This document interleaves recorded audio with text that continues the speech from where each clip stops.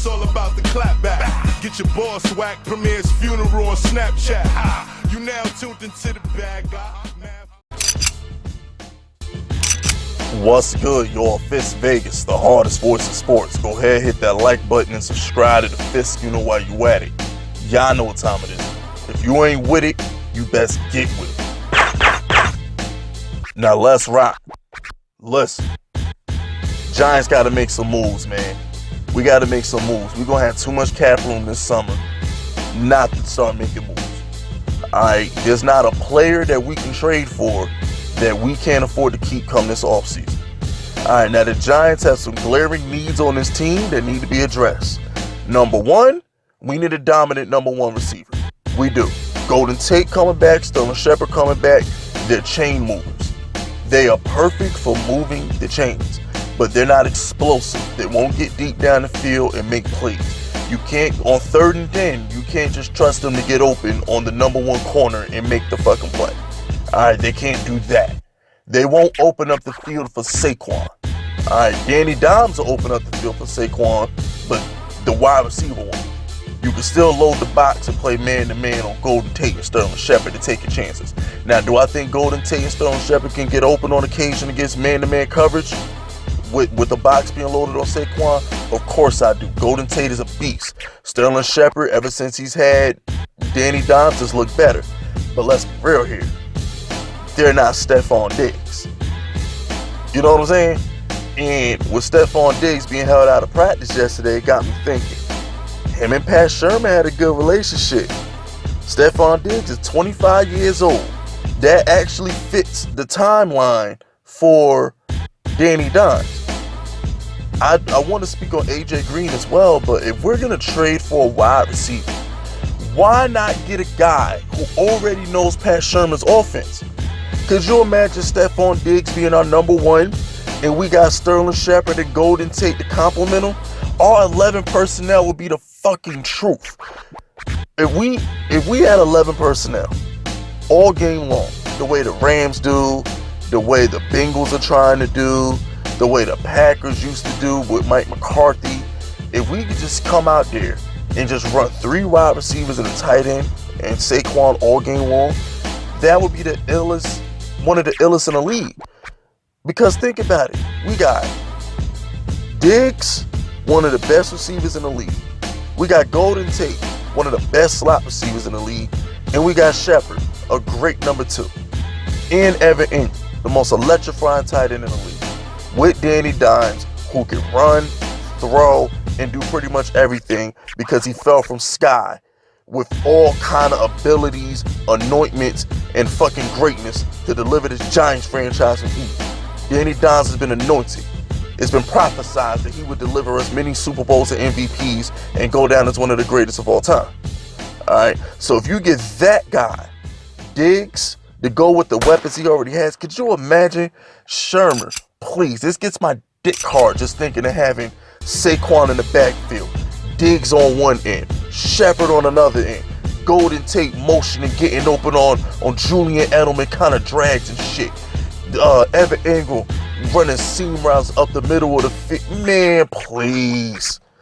Oh my fucking goodness, if we had Stephon Diggs, you just don't understand right now. And Diggs is one of the fastest dudes he's one of the faster wide receivers in the league. Y'all saw the Minnesota Miracle, that motherfucker was gone. Diggs get busy. He's a great route runner. He's got great speed. And he can beat number one corners on a regular basis. Diggs is a true number one.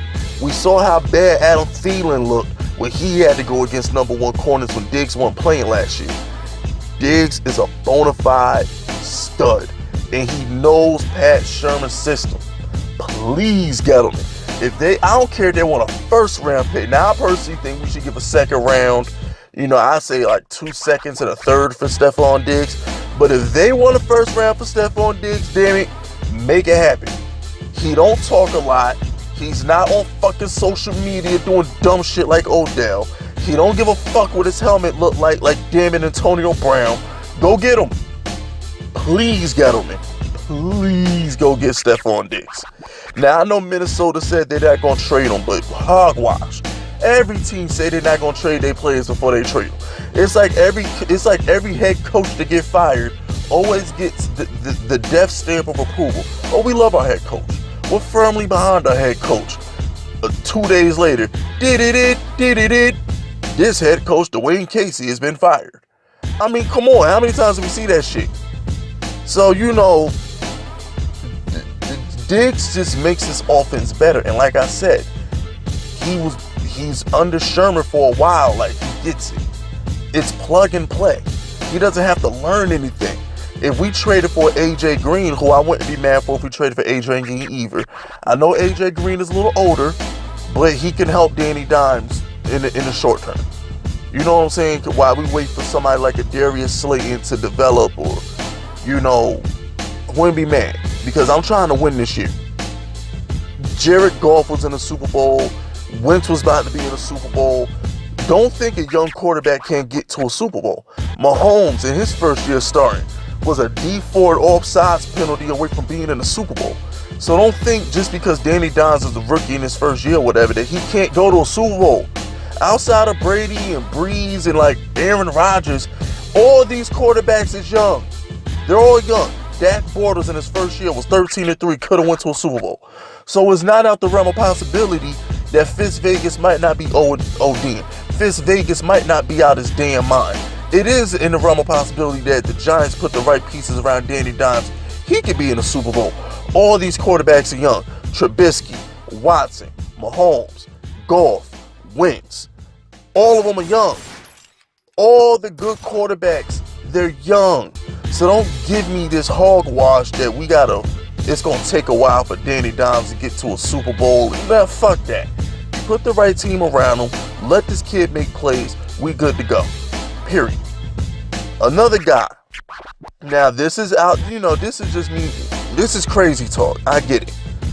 But, before I get to Von Miller, can we at least go get Chris Harris? Chris Harris is in the last year of his deal.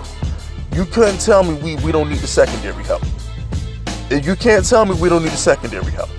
We go get Chris Harris, let him play the slot. Jenkins, if he continues to